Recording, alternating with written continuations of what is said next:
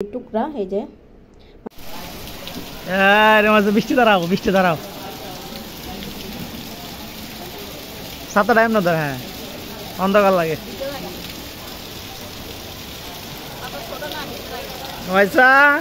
বৃষ্টিতে ভিজতে ভালো লাগে। হ্যাঁ দোকানে ঢুকবে না, ওরে এই ছাতার নিচে নিয়ে হাঁটতে হবে, সারা রাস্তায় হাঁটতে হইব, হাঁটলেও ভালো থাকে। হ্যাঁ দোকানে ঢুকতেই চায় না, ঘুরতো বৃষ্টির মধ্যে ঘুরতে পছন্দ করে অনেক। হ্যাঁ রুমাইসা এই কি ভিতরে আসো আসো আসো আসো। এই যে আসবে না, জীবন আসবে না। আসো আসো আসো। না আসবে না, যাও ঘুরো বৃষ্টিতে ঘুরে আসো। যাও ঘুরে আসো বৃষ্টিতে, যাও ঘুরে আসো যাও। আসসালামু আলাইকুম সবাইকে। সো আজকে সকালে আলহামদুলিল্লাহ, আজকে সকালে অনেক দিন পর আমি পরোটা নাস্তা হিসেবে খাই না। সো আজকে পরোটা নাস্তা হিসেবে খাইতেছি। হ্যাঁ যেহেতু বাইরে বৃষ্টি, অনেক বৃষ্টি হচ্ছে বাইরে।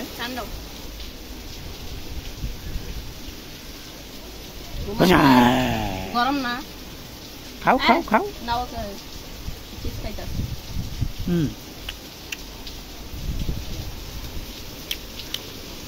পরোটার অনেক ফ্রেশ।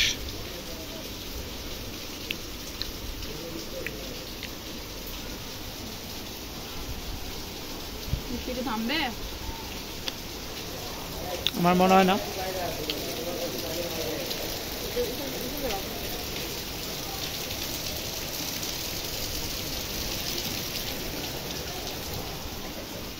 হ্যাঁ মো তুই খাও, তো বাবাকে দাও দিবা।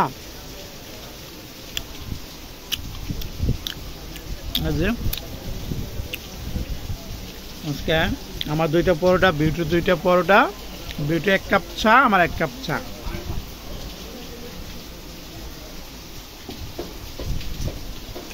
এটা হলো আমার চা।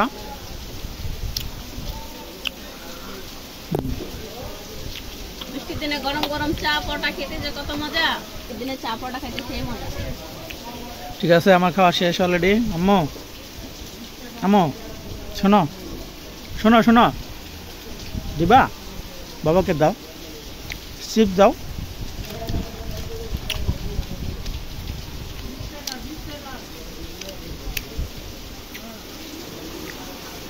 রুমাইসা এই চিপসটা অনেক পছন্দ করে। হ্যাঁ এল সাইজ একটা প্যাম্পাস দাও। এল সাইজ দাও। রুমাইসা এই চিপসটা খুবই পছন্দ করে। হ্যাঁ খুব পছন্দ করে।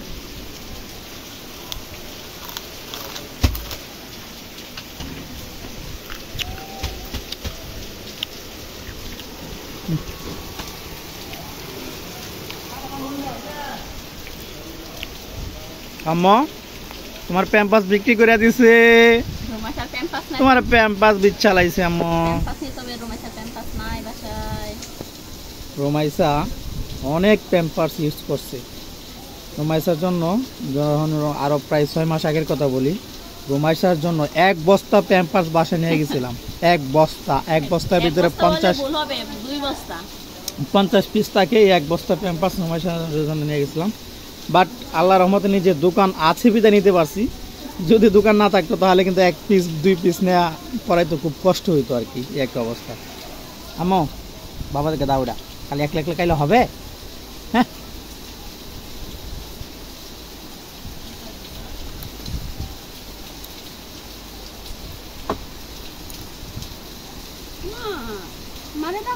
আমি ভাবছি রাগ হয়ে যাবো। হ্যাঁ হাত থেকে নিয়ে নিয়ে খাইতেছে, আমি ভাবছি রাগ হয়ে যাবো, না আমাকে আর উল্টা দিয়ে দিছে। আম্মু ওই লক্ষ্মী শোনা, আম্মু সবাই আমার মেয়ের জন্য দোয়া করবেন। হ্যাঁ ওকে আল্লাহ হাফেজ। হ্যাঁ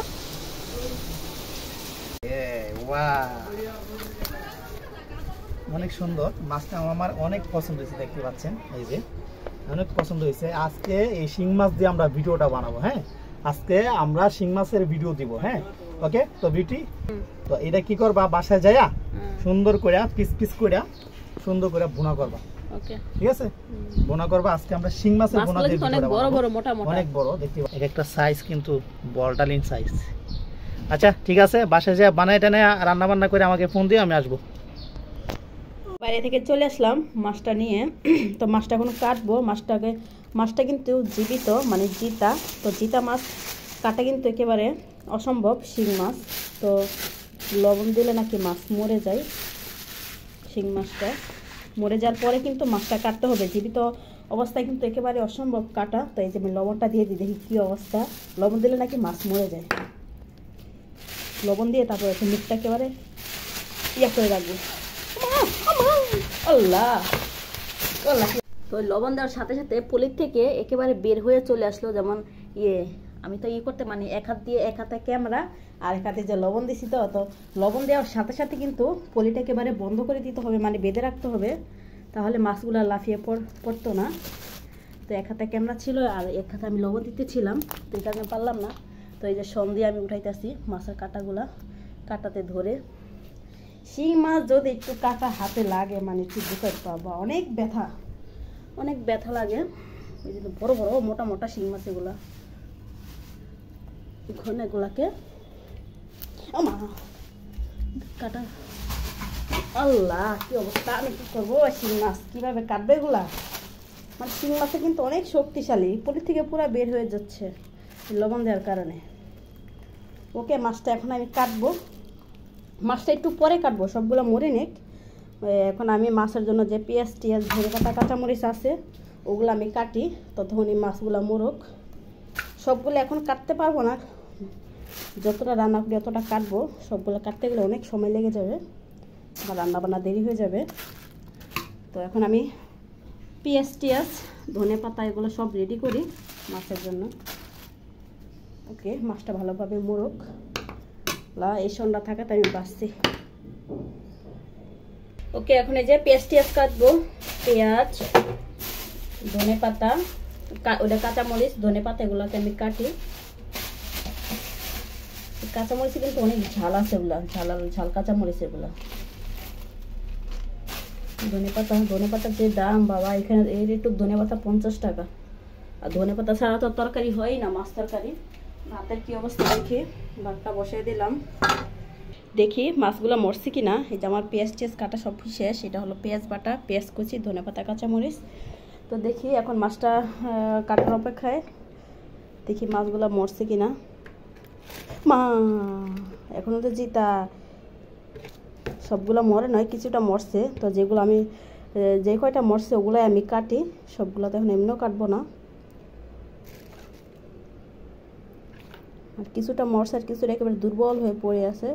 ওকে ফাইন, এখন আমি মাছগুলো কাটি যেগুলো মরছে।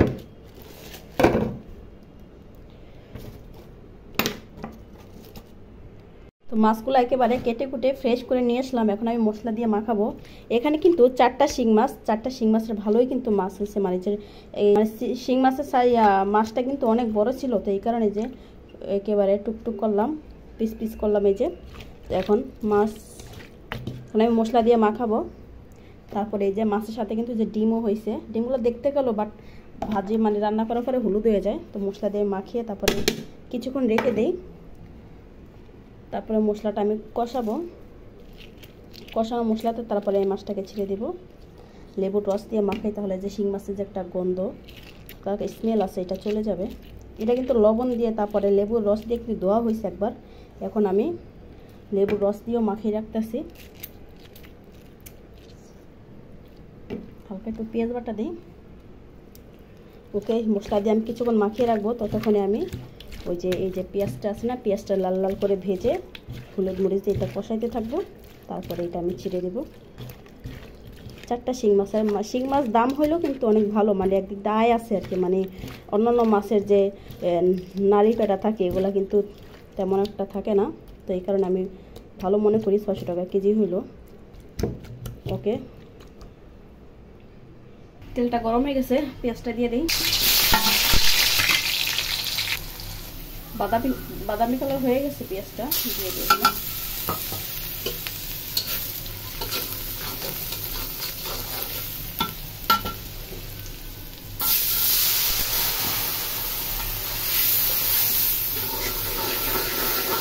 পেঁয়াজ বাটা তো দিয়ে দিচ্ছি সাথে। এখন মাখানো মাছটা দিয়ে দিই।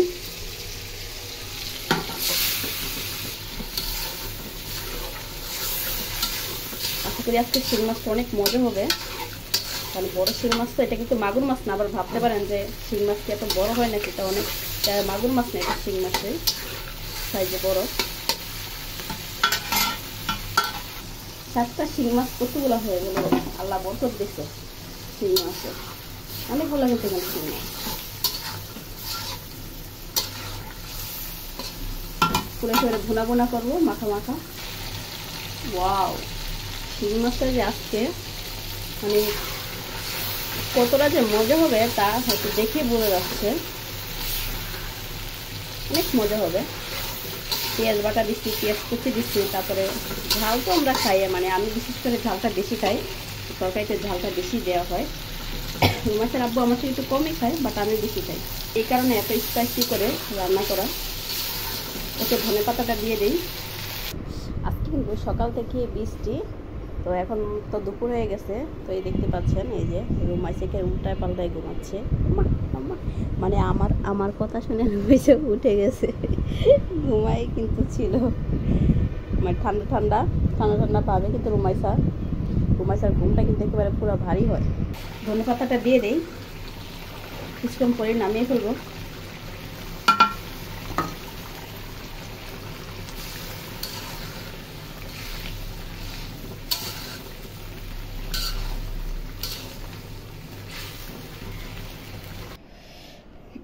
ওকে, আমার রান্না বান্না হয়ে গেছে, একেবারে কমপ্লিট। এখন আমরা রুমাইসার আব্বু আসলেই পর আমাদের খাওয়া দাওয়া শুরু হয়ে যাবে।